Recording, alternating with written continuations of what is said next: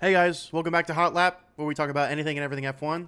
I'm Caleb, that's Tyler, and we kind of wanted to start this episode on more of a serious note, because we've been seeing all the harassment and all the hate that Kimi Antonelli's been getting, and we both want to put out a public statement saying we do not agree with anything that's like any of the harassment that's happening. Um, we do not advocate for like online bullying. Talking shit and busting each other's balls, that's fine, all in good fun. But when it extends to harassment of the people, of the family members, that's not okay. And it will never be okay. Yeah. Um, for context, if you don't know what we're talking about, basically, we'll talk more about Qatar in a second. But basically, on one of the last laps of the Qatar race, Kimi Antonelli made a common mistake, and it's really easy on that track specifically.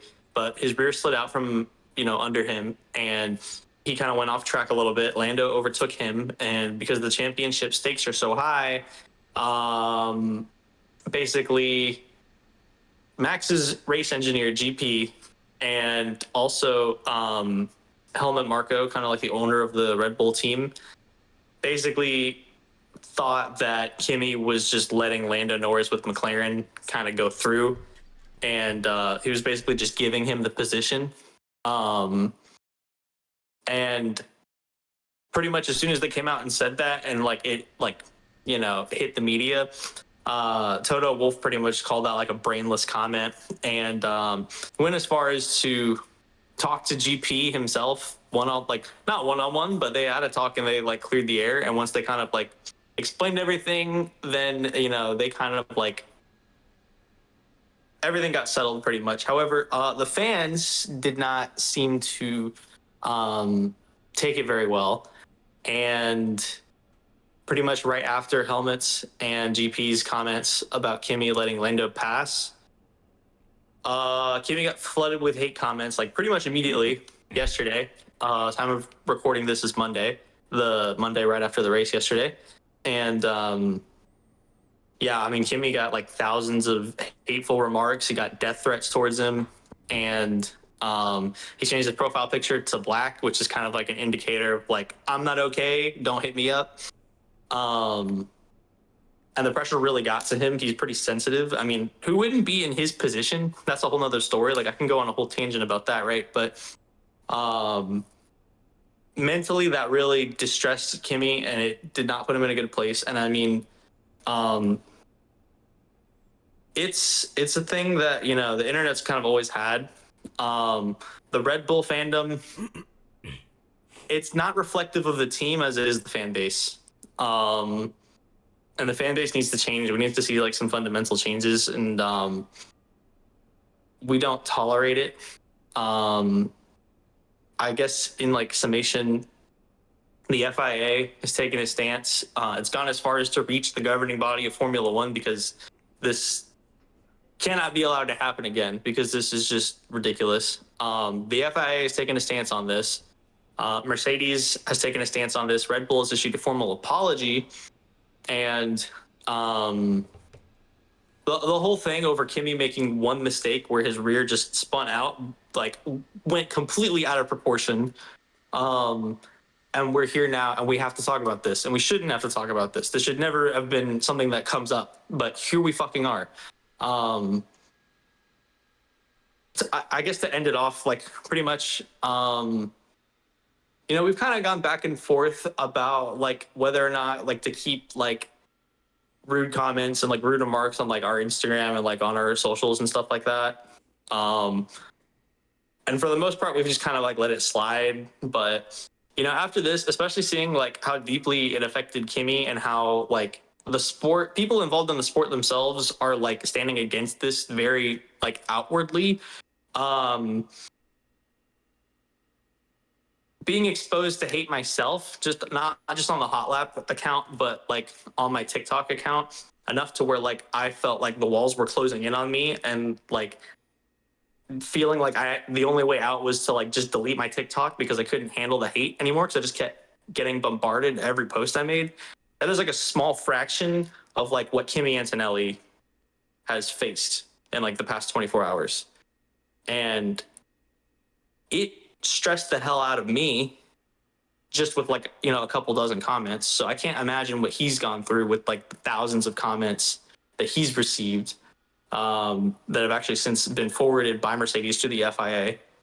And it's something that it really resonates with me, and it's something that like I feel very strongly about. And I really want to take this seriously. So moving forward, like if there's any like hateful comments that are on like our YouTube or Instagram, on anything, I'm taking zero tolerance policy against it, because we need to make this sport, we need to all come together and make this sport a positive environment. Friendly banter is fine. Saying like "fuck you" jokingly is fine, right? But there's a line that you can cross, and that line was like, we've crossed miles past that, with this whole like Red Bull scandal thing. So, moving forward, I think Mercedes is taking a zero tolerance policy on this.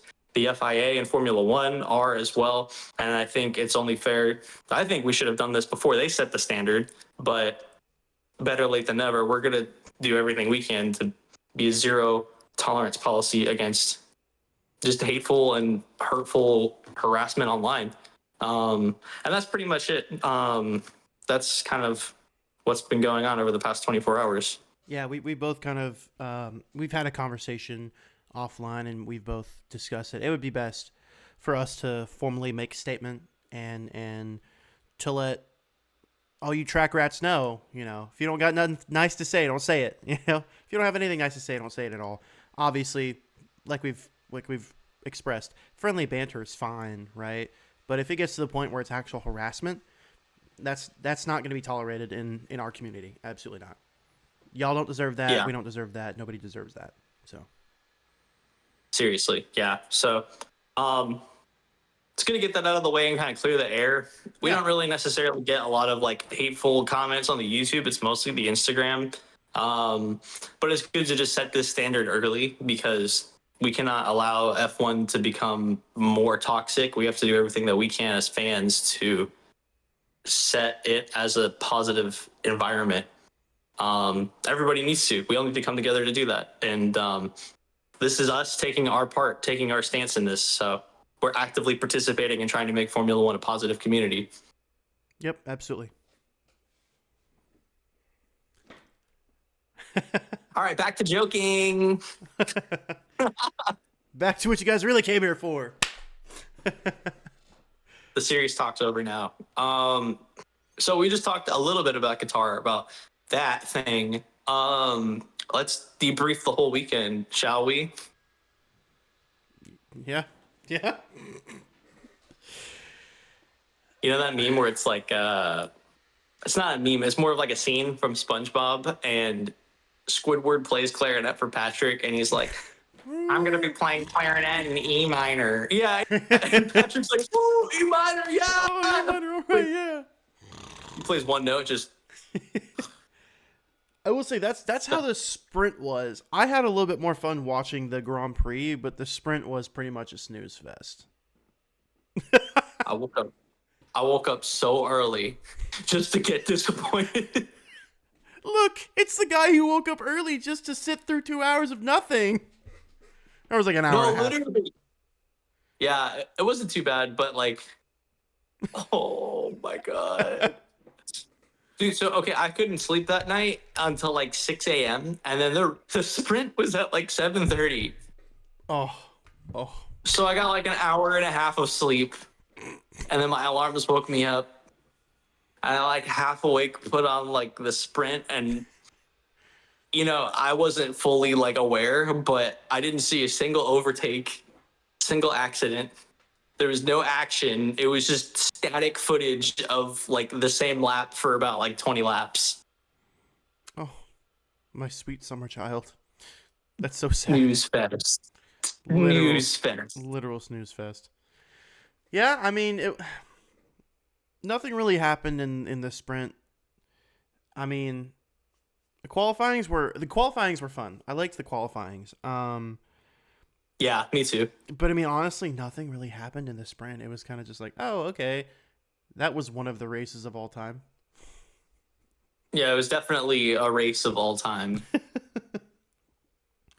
But the Grand Prix, that's a different story. Yeah, it was actually a lot better. There was actually like some juicy bits to the Grand Prix. So I think it was like lap 6 or 7, no pun intended, but 6, 7. Anyways, Pierre Gasly, I think he had like floor damage or something already, but then he was taking a turn and Nico Hulkenberg, he said it himself, and you can see it. He gave him plenty of space. He was overtaking him in a turn. It's completely fair to do that. Yep. It was a pretty big turn, plenty of space, and Pierre just went and made Nico Hulkenberg DNF. Sorry, I was going to say DSQ. But yeah, I mean, I saw that, and it looked like Pierre Gasly just wasn't aware of Nico Hulkenberg to his left. He wasn't aware, and he didn't know he had to make space until it was too late. And then, he hit Nico's tire, and then Nico just spun out and popped his tire and DNF'd. I was like, damn. And then after that, that's when Pierre Gasly really, really started sparking up like badly. So I think that there was something from either his car or Nico's car that got lodged underneath and was just sparking up the rest of the race. Did he? I don't remember because I wasn't paying super close attention to Alpine, but did he? I think he carried on through the whole race still, right? Even with like the floor damage. Yeah, as far as I'm tracking, he carried on the whole race. I don't think he ever boxed to fix it. I think eventually the problem just fixed itself. But for a good amount of laps, he was just looked like he was trying to start a fire. He was just sparking up so horribly. Just like McLaren's in Vegas. That's all I thought about just the whole time. I was just like, my brain was just like McLaren in Vegas looks like the exact same thing. Damn. There's actually a rumor that like somebody let the FIA and the stewards be like no, like, hey, I think McLaren's boards are a little too thin. You might want to check them out. Like somebody tipped them off. Don't know who. There's a couple theories, but there's a rumor that somebody tipped off McLaren. I told you about that last episode, remember? Did you? And I know we've talked about it. I don't know if you told me on the episode. Maybe. It was definitely that night. It might not have been recorded, but yeah, no, I was the one that brought that up. Yeah, it might not have been recorded. Yeah, episode 7. Usually it's a lucky number, but that was our unluckiest episode, I think. Low key. So, for context, right? So I'm over here. We're having a good time. We're talking. We actually had a couple bloopers that were captured in that. And if you watch the stream, you'd know what we're talking about. But so we're going back and forth, doing our thing, and then all of a sudden my computer goes boop, and it says insufficient disk space, recording stopped, and I was like, oh man, okay, well let me, and I told Tyler, I was like, hey, let me fix this real quick. So, and I had all of our previous episodes and stuff stored on my hard drive or on my laptop, but since they're already up on YouTube anyway, I was like, okay, I'm fine deleting them.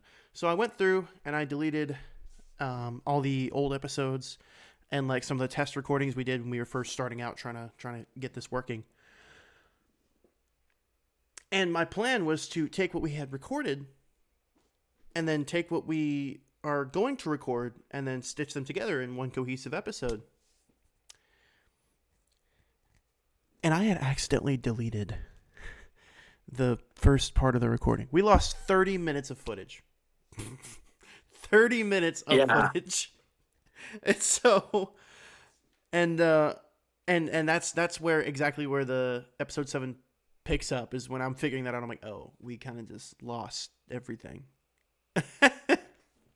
It's so painful to hear that too, because I did so much talking the first 30 minutes too, and I'm just like, I'm not repeating this. We had some great points, but it was just gone. And I'm like, oh, man. Awful. Just awful. Simply awful. Simply awful. Just simply But dog shit. Oh yeah. Oh yeah, but back to Qatar though. Yeah.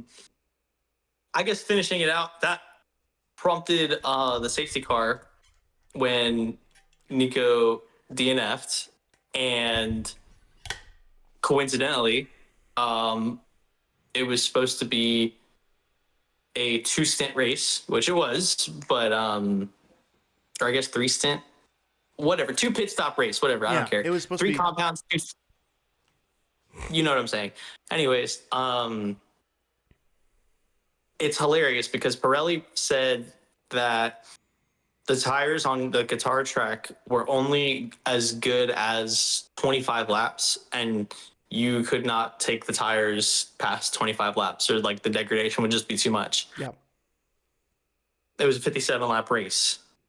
Coincidentally, Nico Hulkenberg DNF'd on lap 7. I mean, I don't know how you could make this any like easier for like everyone. Like Crashgate Part 2? Crashgate Part 2? It's a little convenient that it almost seems like it was kind of rigged, right? Like it's a little too convenient how well that was done. But yeah, exactly on lap 7 of a 57 lap race, when you can only do 25 laps per tire, you'd have to pit in probably at lap 7 and then 25 and then 25, right? But that just changed the whole game. So Red Bull's chief strategist, I forget her name, it's like Hannah something. Hannah Schmitz. Hannah Schmitz. Yeah, she made the call to box. Mhm. All the teams kind of subsequent. That was a damn good call. Oh yeah, no, absolutely. The whole like Red Bull fandom, as toxic as they are, they were like praising her so fucking hard after that one. But yeah, Hannah Schmitz made that call. Max didn't question it. He was just boxed right there, right then and there. Because I mean, safety car equals free pit stop. I mean, you don't lose any time doing it. So I mean, it's just like, why wouldn't you? So great call. The only people that didn't box though were the McLarens. Yeah. For some reason. And it shot them in the foot so bad. I was looking at the calls that they were giving Lando Norris, and what they expect, because he was like, hey, everyone's boxing, should we box? And he was, no, stay out because you're going to get ahead of everybody. And then after it was all said and done, the safety car was coming to an end. The strategist was like, okay, listen, you need to build up a substantial enough lead to where a box doesn't matter. Like a pit stop doesn't matter. Mind you, Lando and Oscar are both on 7-lap old tires, or 8-lap old tires at this point. Everyone else is on 1-lap old tires. He's like, how am I supposed to build up a substantial enough lead on older tires? Like, you think. And yeah, it eventually ended up shooting them in the foot because they weren't able to build up like a substantial enough lead. And then they had Lando Norris pit with what, like 5 laps to go, something like that. And it really shot him down to like P5 or P5. It shot him down to P5, so he finished the race P5. Yeah, no, P4 actually, because he overtook Antonelli. That's right, because Antonelli slid out. Yeah. Last minute. But yeah, Piastri was leading the race, and it was looking like Piastri was actually going to win the race. But McLaren literally had like gold in their hands and then just dropped it down like a chasm. Yeah. Like it just completely fumbled. Max took advantage of it. Max said in an interview within like the last few days too that like the only reason why he's even like fighting for the championship right now is because it's not because Red Bull has a dominant car, it's because McLaren keeps making mistakes and he's just taking advantage of it. I'm paraphrasing, but that's essentially what he's been saying. And that this race was like a perfect example of that, like textbook, because failed McLaren strategy call, and then the race engineers were literally just like on the radio and they were telling Piastri and Norris just like, hey, can you like drive faster? And they're like, bro, what? What do you, like? I can't. Like, are we dead ass right now? Like, are we dead Can ass? you go? Can you go more fast when you're already driving at your max pace? When you're literally sending it through corners, pulling tens of G's. Can you drive faster, please? Yeah, even Lando, Bro. I think like even Lando said something on the radio too. I don't remember quite exactly what it was, but he said something like, "I don't know how I'm supposed to do that. I need help." And they didn't help him. They did not help him. Yeah, they did not. I'm like, As a generational McLaren hater, it was just a joy to watch personally. you know what else was a joy to watch? The smooth operator get a fucking second podium this season. Yeah, that was badass. That was- GG's on Williams' part. I never saw the build up to it. It just seemed like Carlos just appeared in third place and was just finished like that. I don't know where that came from. No, he took some positions earlier in the race and eventually got it. He fought his way to P3 and then kept it. I was like, dang. I think the main thing that really helped him get P3 because he was P4 and then Lando pitted. And then he was locked in at P3 and he's like, okay, I gotta push to keep this. And he really locked in. And it was already been a quick race for him anyway. He'd already gained some positions up. He fought his way to P4. Lando pitted. He got into P3, and he was booking it to try to. And I think what really helped was Kimi was so focused on defending against Lando, and not trying to chase down Carlos. Like, Kimi was really focused on defending Lando and not trying to chase down Carlos. So that's also what helped Carlos like retain P3. But once Kimi slid out and Lando just sent it and went after him, like I was scared. I was like, but no, to Carlos Sainz's credit, he really did push and Lando Norris just didn't have enough oomph to catch up to him. And on on lap 50 or lap 51, all of a sudden he calls into his strategist saying, hey, I'm having really bad understeer issues going in the right corners. Or I'm having really bad steering issues going in the right corners. And I'm like, oh no, this is it. And then, Carlos Sainz finishes like just over a second ahead of Lando Norris. And I was like, you love to see it. Oh yeah, you love to see it. Max 1, 2. Just want to state the elephant in the room. And that is what brings us into Abu Dhabi. Essentially a 3-way shootout to the championship. Mathematically, it's a little fucking weird. It's not very straightforward. I had to like find a chart online just to figure out like how this works.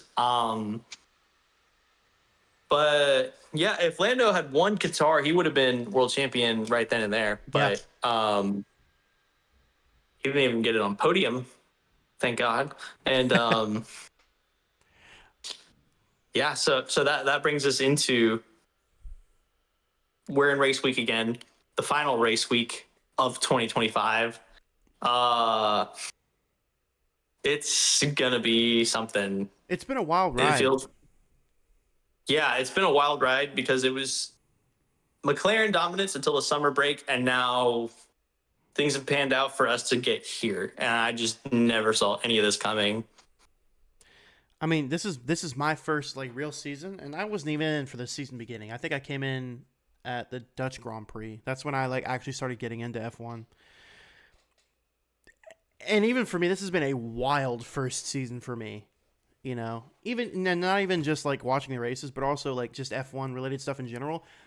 I bought this. I'm doing an F1 podcast. Like 7 months ago, I wasn't into F1 like this, you know, and now look at me. But it's been a wild first season, and now mathematically, right? So if if Max Verstappen gets P1, Lando has to get P4 or below for Max to win the championship. He cannot get a podium. If Lando gets a podium at all, it doesn't matter who comes in what place. If he gets a podium at all next race, he wins. He wins the championship. He wins the World Drivers' Championship. I think from the graph I saw, even if he gets P4, he still wins. No, because him and Max will be tied. Well, okay, I'm going to consult the graph later, but I'm pretty sure if he's even in fourth place, he's going to get the championship. But I could be wrong. But Yeah. Regardless, I'm still kind of like standing on the idea that it's pretty likely that Lando's going to become world champion. As much as I don't want it to be true. It's not going to happen. Max is going to win. Yeah, he's going to win, but the world championship. He's going to win the world championship. Even if Max wins, the margin for Lando to become champion is very high over like Max's margin. Max needs to win, regardless. Right? Yep. Lando doesn't need to win. If he gets at least a podium, even P4, he's going to be still the gap he built ahead in points is just enough for him to be world champion. So after everything's said and done, right, there is a 13-point gap between Lando Norris and Max Verstappen. P4 grants 12 points.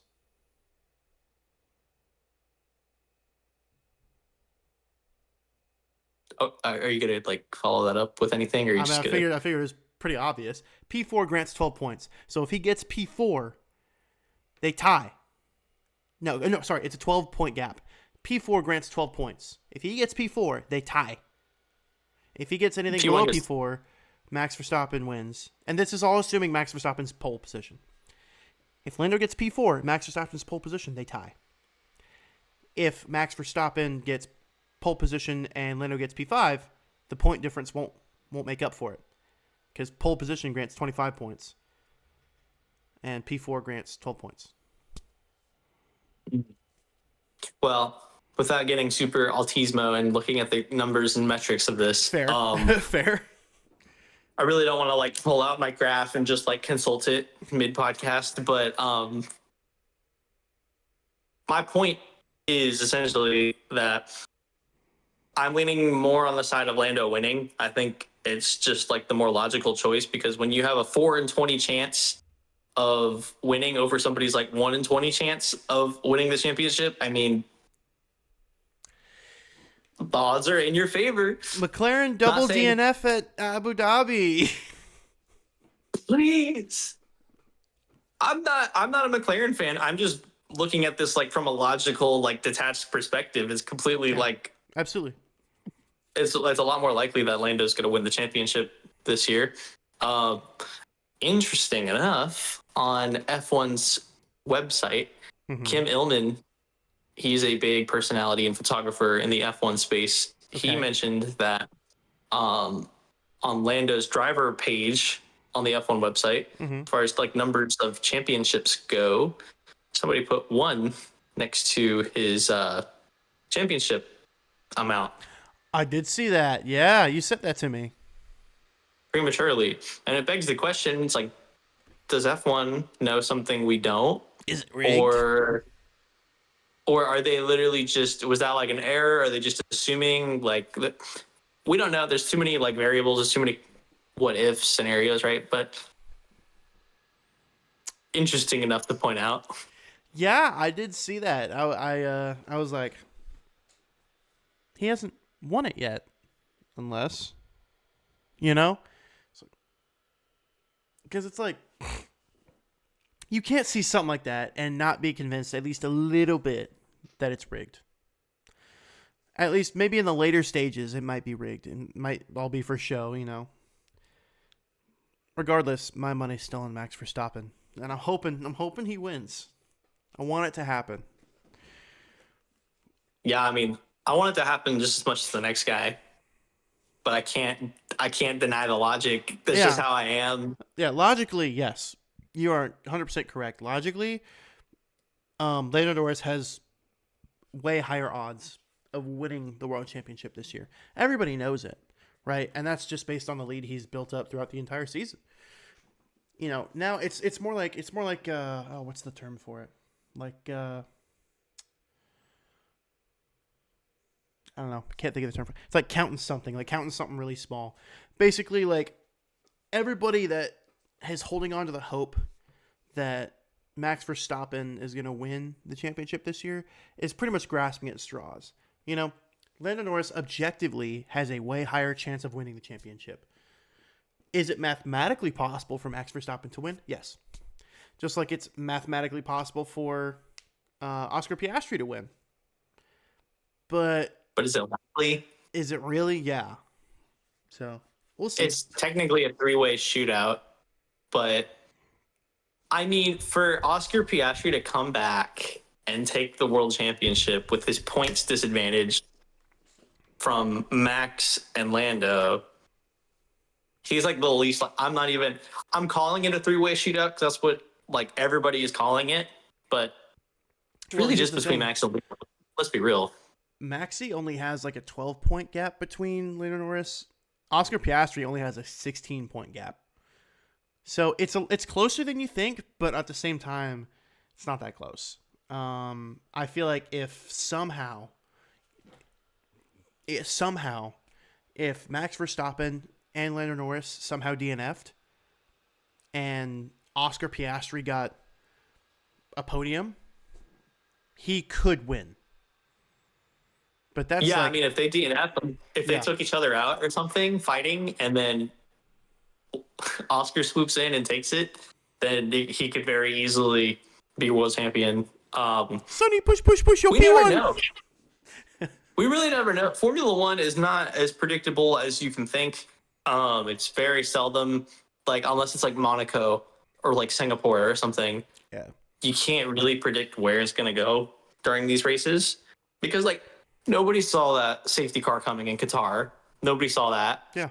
And the strategy botching and the pit stop botching and, all this stuff, right, in Qatar. None of that was predictable. Absolutely not. Also the same thing with Vegas. Like, we never saw that coming when both the McLarens got disqualified for plank wear. Like, what? Yeah, we talked about it last episode. I literally woke up and I was like, I was looking at my phone. Yeah. Like, what? Yeah. So, really, it is really anybody's game at this point. But yeah, like I can give my best estimation, and I mean logically, it seems like Lando's going to win the championship, but we just don't know because F1 is so crazy and chaotic sometimes that it just gets shaken up. The dice just get re-rolled, and then it's just like, what the fuck? What is this? Exactly. So it's going to be a real treat. I love that we have back-to-back race weeks with Vegas, Qatar, and now Abu Dhabi just to wrap everything up.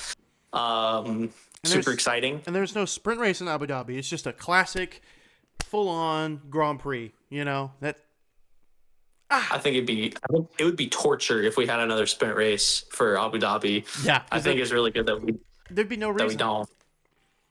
Yeah, there'd be no reason. It would just make everything so much more complicated. This is just clean, simple. This is the finale. So as we come into the finale, it's going to be an exciting time. Cancel all your weekend plans. Bust out the popcorn. I mean, I'm going to be moving. Cancel all your weekend plans.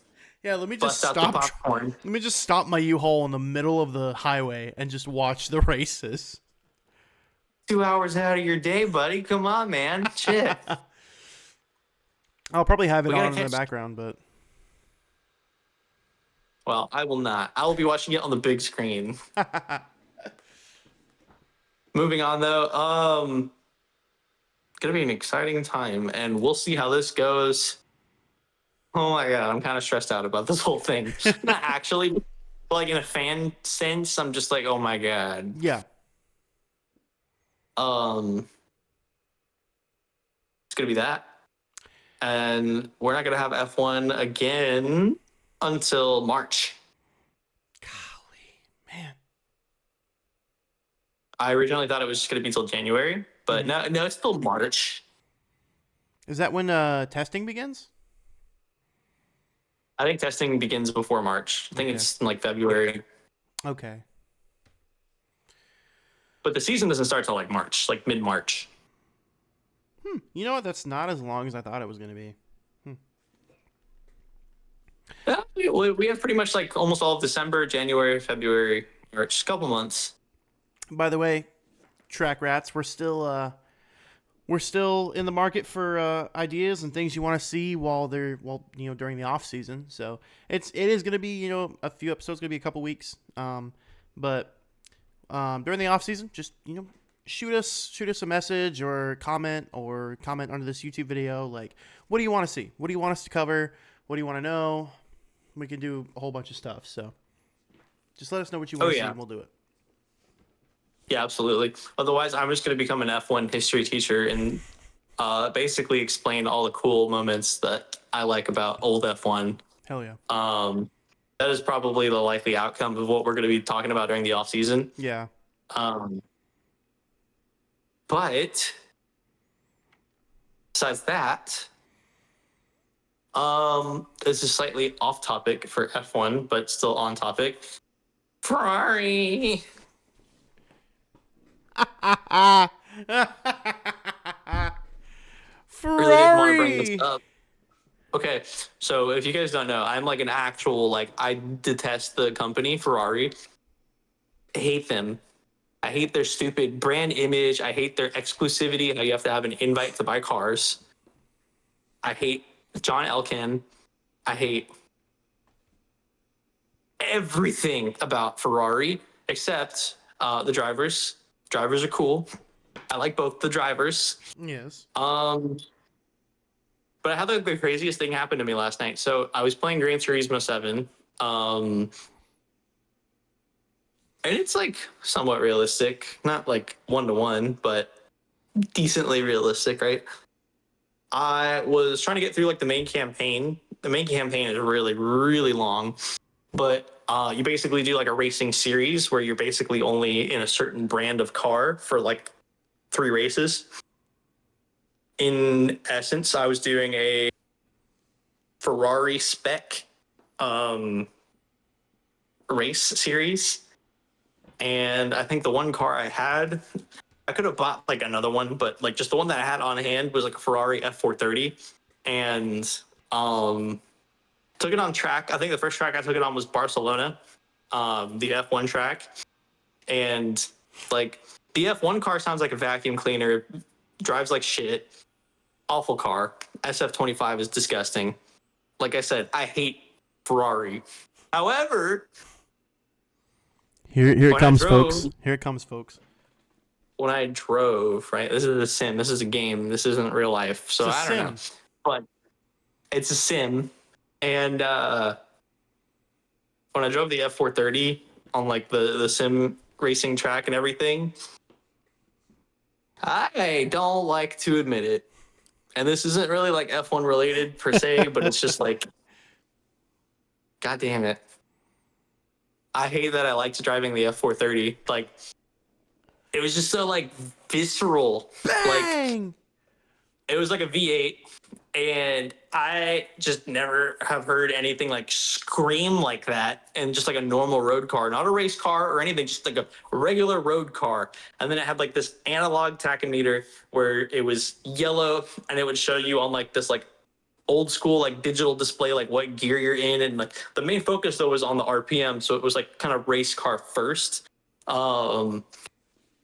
And it handled all right, but it was mostly just like the visceral like experience of being behind like the wheel and seeing like the prancing horse. And I'm just like, oh my God, I love this. And I hate that I love this. But like the F430 was like so cool to drive. Soon you're going to be wearing one of these, buddy. No. We're not going that far. Ferrari. I hate the F1 team. The only thing I could ever see myself doing is like buying like a 90s or 2000s Ferrari because they're just so visceral and just so like, mm-hmm. You know, like they just evoke emotion. Emozione is how you say it in Italian. But I'd never buy like if I had the money, I would never buy a modern Ferrari because they're soulless and they just use touchscreens.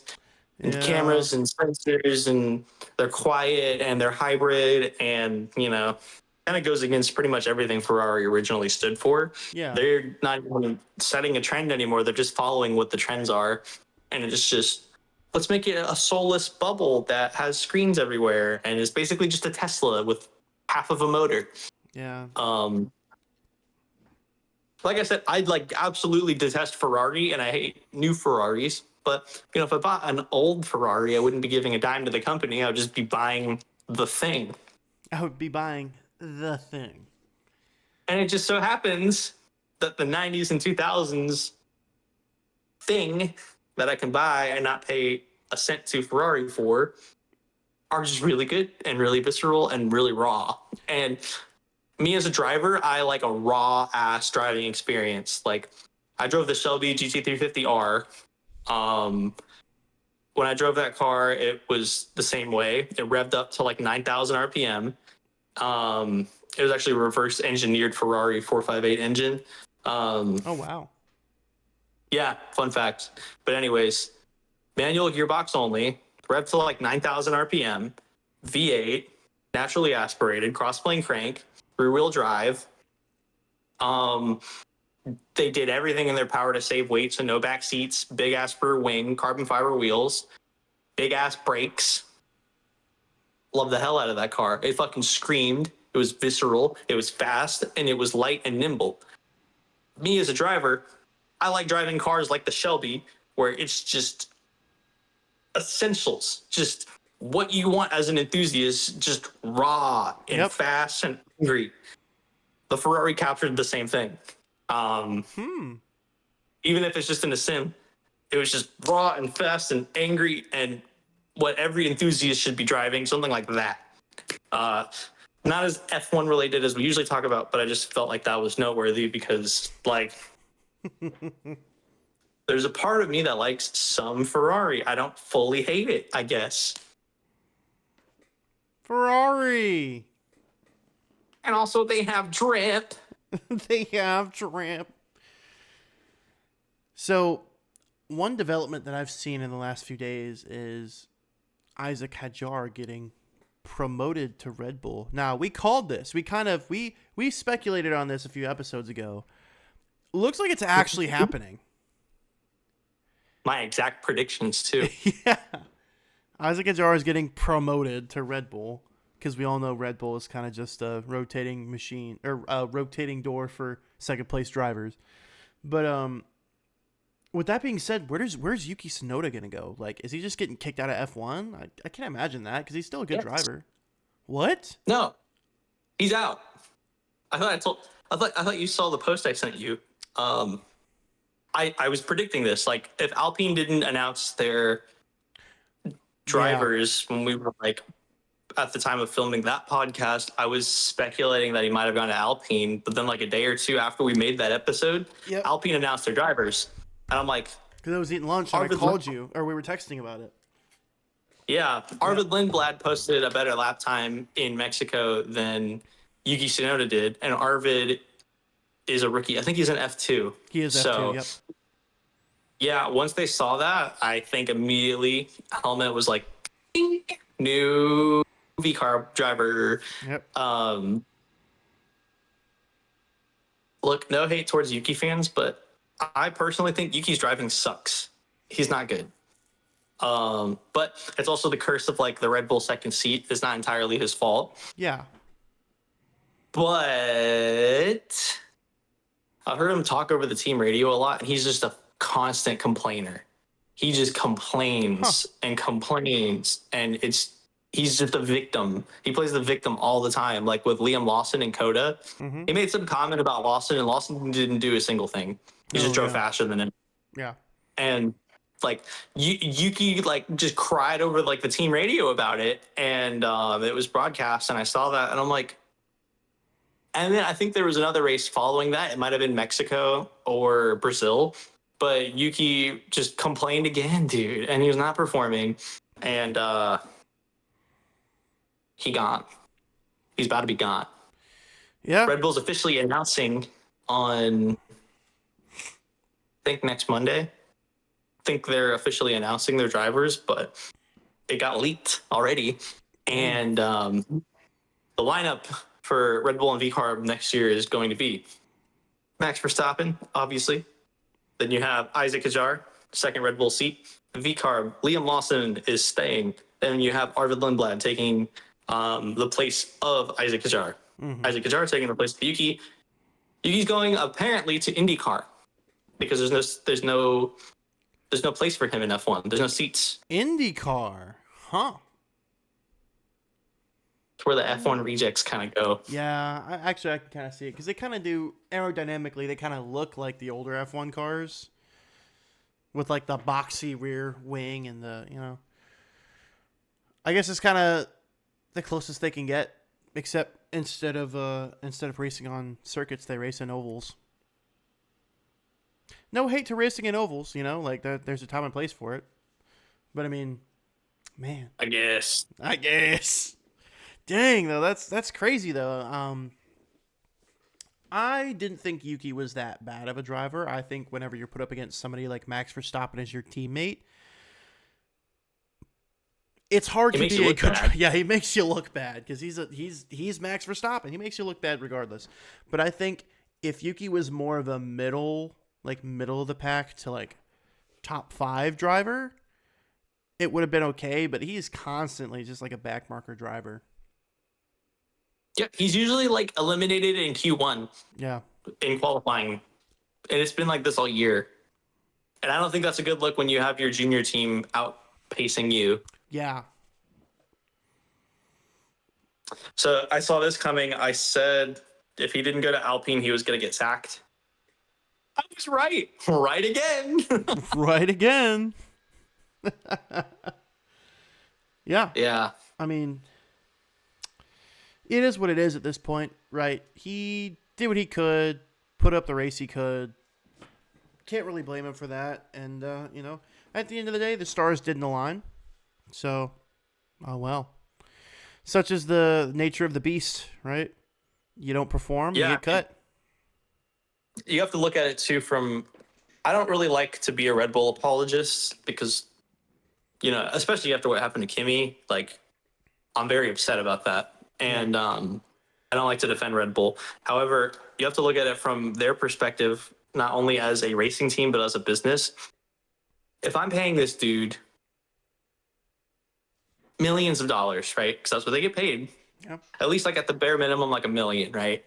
If I'm paying this guy $1 million and my junior team, who I'm paying less, is outperforming him. I mean, when you detach yourself from this and just look at it on a spreadsheet, which these guys seem to do, it's like, well, it really begs the question. It's like, why are you here? Yeah. And I'm sure behind closed doors, they must have had talks about this too. Like, this couldn't have just been like sprung up on him. They must have been like having meetings with Yuki, and they might have been like, hey, we need you to do better. Mm-hmm. And Yuki was like, I'm trying. And, nothing came of it. When you look at it from the perspective of like the CEO or the owner of the team or as an investor, you're like, okay, we're burning money by letting this guy to keep racing on our team if he's not bringing us any value. So unfortunately, like, that's just the nature of the game. That's just how this works. And it sucks and it's elitist.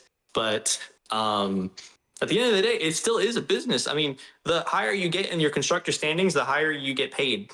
So you need drivers who are performing well. And if they're not performing well, they need to go because you're just burning money getting them to try to perform, and they're not. If they're not producing results for you, there's no reason to employ them. Yeah. Best of luck to him in IndyCar, though. I mean, it's a new series. Maybe he'll flourish in IndyCar. That'd be cool. I was about to say that. Maybe he'll just like become like, the champion of IndyCar.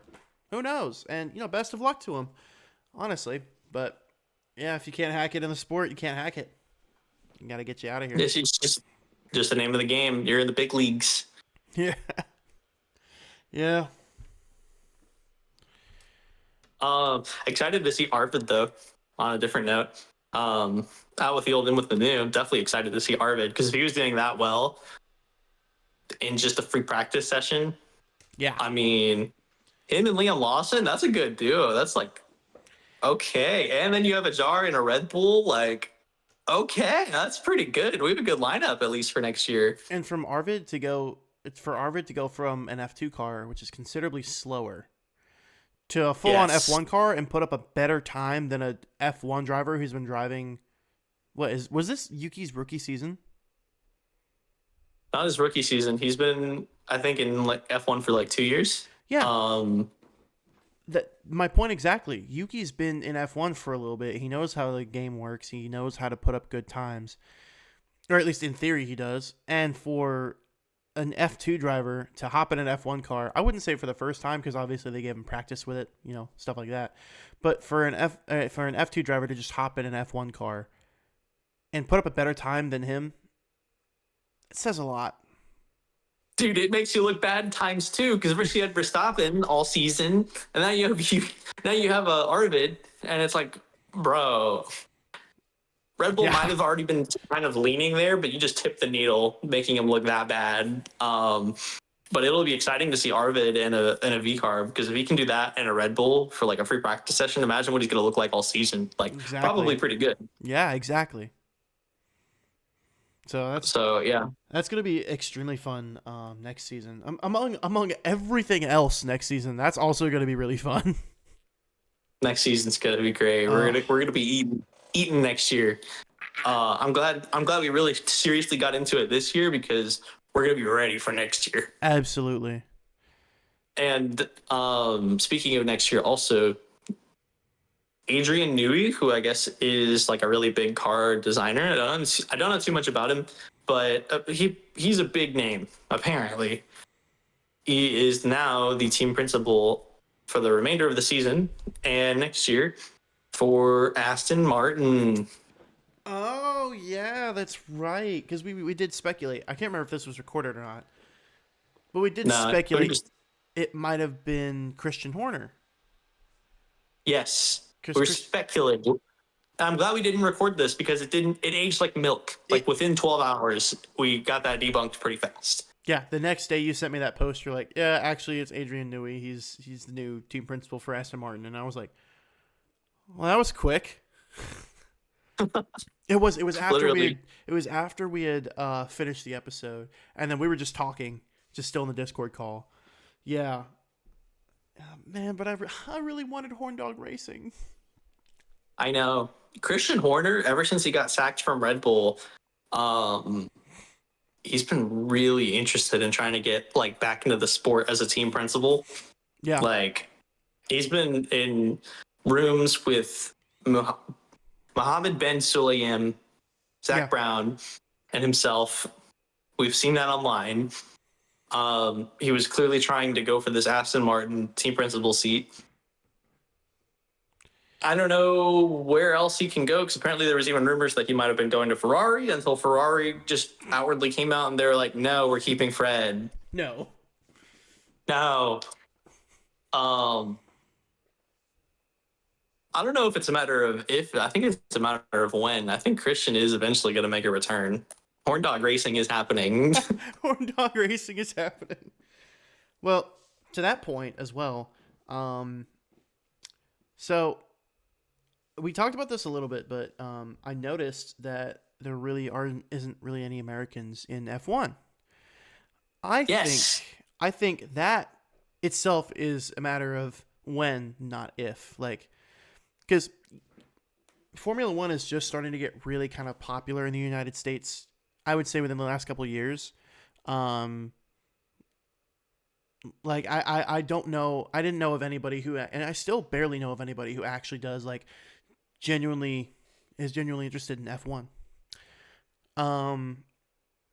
But I think it's becoming more popular here in the United States. So I think we might see some of these younger junior drivers who are in Formula 3, Formula 2, like these teenagers that want to get into a Formula sport. And so they'll, get into Formula 3, Formula 2, and eventually get to Formula 1.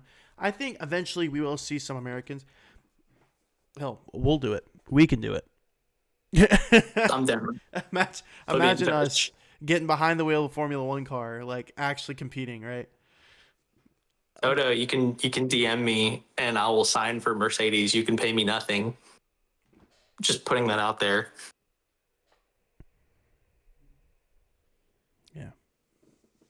I forgot Completely shut down. I forgot the team principal of Williams' name. James Vowles. James Vowles, thank you. It was like on the tip of my tongue. James Vowles, you can DM me. I will literally race for just food and shelter. I'll race for free. I'll come up with my own food and shelter, dude. Toto Wolf, please make me a reserve. I'll take Valtteri's spot. I will sleep in the garage and eat nothing but motor oil and my hopes and dreams. Yeah, exactly. Sign us. I would probably have to lose some weight first. You're probably fine. I would have to lose some weight before I actually hopped in an F1 car because I'd be weighing that car down. That's funny. Hey, it's very doable, I promise. But yeah. Man, I forgot where I was going with this. Oh yeah. Well, the reason why I brought this up, well, I guess you brought it up, but it was something I talked to you about a little bit. I was just thinking about, like, for some reason it just popped back into my head. Cadillac's debut on Instagram when they made like a huge thing of like their drivers being announced for the team and then like going to New York and like doing the interview with like the news channels and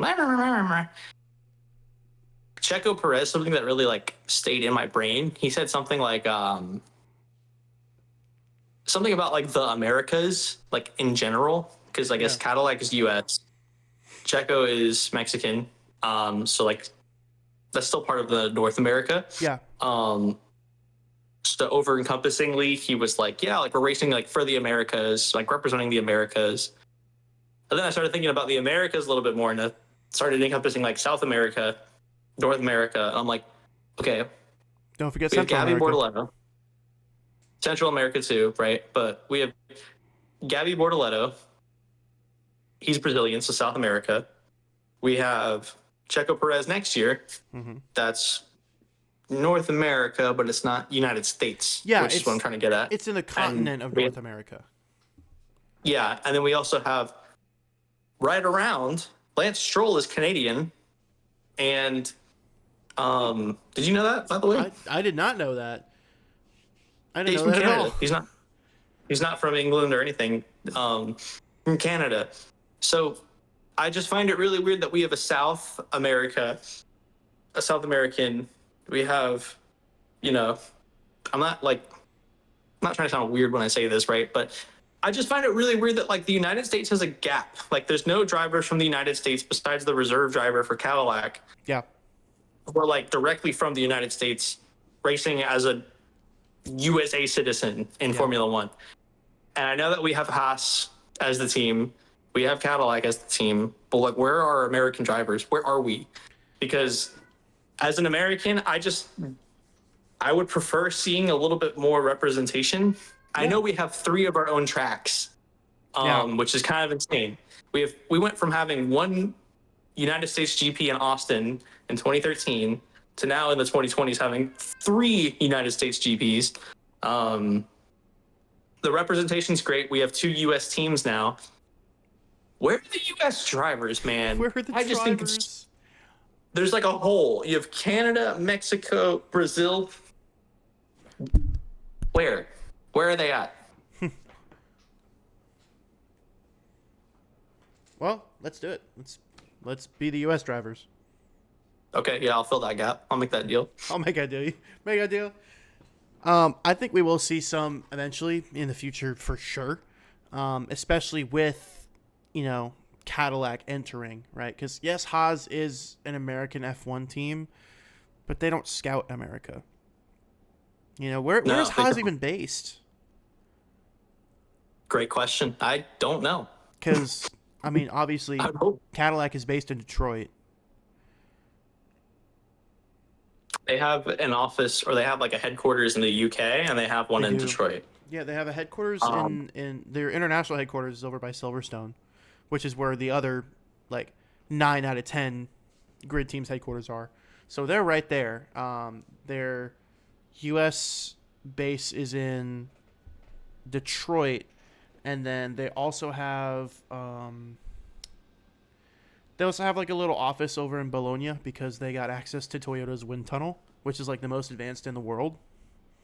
That's Yeah. pretty cool. Yeah, that's why I'm kind of confident they might take away the constructors next year because like they do have access to some really cool stuff. They just didn't really have a lot of money up front, but it seems like now they're perfectly fine. Okay. So, yeah, we shall But see. I guess we'll see if there's going to be some American drivers that get scouted out. I mean, we're in the right direction because we have next year Cadillac with a reserve driver. The reserve drivers from California, like Southern California. Okay. So yes, but with a big asterisk, I would say for as far as like American driver representation goes. I hope that we start to see more American driver representation in Formula One moving forward. Oh yeah. But I think we're off to a good start over the past like decade or two. We went from having no tracks to one track to three tracks, one team to two teams, reserve driver. We just need to fill, I think, I need to see this as an American fan. American drivers. European hates it. They hate that. Europe, just in general, like absolutely detests us as fans. I think they can hate us all they want. I don't care. Texas is bigger than some of y'all's countries, so I don't want to hear it, dude. Americans aren't well traveled. Well, sorry, my state is bigger than like 5 of your countries put together. That's my bad. So American F1 drivers, there've only been like 2 really notable ones. Mario Andretti, one of them. Mario Andretti is one of them, and then Phil Hill. Okay. Let's see. Oh, he won the 1961 WDC for Ferrari. Ferrari. He competed from 1958 to 1966, winning 3 Grand Prix. He also won the WDC for Ferrari in 1961. He was the first American to win the championship, which helped promote Formula One to an American audience and other U.S. drivers. Known for his modesty, Hill was considered a safe driver who rarely made mistakes. He was also an actor and advisor for the 1966 movie Grand Prix. Pretty cool, actually. Yeah, that's actually really cool, yeah. And of course, multifaceted guy. Mario Andretti was right there in his prime with Niki Lauda. Like, that's already a big flex in itself. I think Mario Andretti is actually one of the like advisors for Cadillac too, going forward for the F1 team. Yeah, so their Cadillac's first big sponsor was Andretti Motorsports. So Mario Andretti wanted to create an F1 team, right? He wanted to do that. The Cadillac stepped in and said, "Hey, yeah, we'll give you the money for it." And he's like, "Cool. You can also have the naming rights, like as like a bonus, kind of sweeten the deal. You can have the naming rights. We can name it Cadillac F1 Team. Cool. I just really want to see this project get off the ground." So he has been there from step one. He's like the main driving force behind getting Cadillac like on the grid, and he is principal advisor. I want to say he's team principal, but he might not be team principal, but he's definitely principal advisor for the F1 team. So okay, he's extremely passionate about this, and that's why I'm very happy to have Cadillac on the grid next year. Oh yeah, no, absolutely. I mean, as a United States citizen, I'm very happy about this, but we just need that driver representation. Kind of circling back to that, like, yeah, once we get that, I think I'll appreciate it even more than I already do. But it's going in the right direction. I just find it really strange. I think it's this weird like oddity that we just have that weird like 0 currently American drivers. And I'd like to see that change to the detest of the Euros. They're going to hate it. They don't want that, but they can cry about it. I mean, I'd like to see that change too. I think a lot of Americans, especially like in motorsports, a lot of American views on motorsports is like, oh, you're either driving NASCAR, you're driving the Indy 500, or you're going mudding somewhere. You know, like it's from where I grew up, it's really been considered kind of like a redneck side of things, to go drive fast cars and to have fun watching people drive fast cars. But there can be a sort of elegance to it, as we've seen with F1. But with elegance also comes elitism, and I feel like the Euros and the rest of the world will not be very happy if some American drivers were to step in, because they'll be like, "Oh, you backwater hicks, oh, you just drive in circles and eat fried squirrel, but like, cry about it." Like, we're just as good as anybody else. When I was in Vegas for the Vegas Grand Prix, I saw constant posts online about European people complaining about the time of the race. And in the comment section, it was literally just Americans being like, "How do you like it? How do you like, this is how American fans feel the entire time." Yeah. Literally the entire season. I'm like, turn on TV, And we don't complain. We just do it. Yeah, because we love the sport. Yeah, and then I just thought it was like so delicious to see Europeans crying about waking up early to catch the Vegas race. Like, how do you feel now, huh? USA. I just see the patriotism just flowing through your veins. How do you feel about it now? I got bald eagles in the background, fireworks, burgers. I'm proud to be an American, bitch. Get your European ass out of here. Ugh.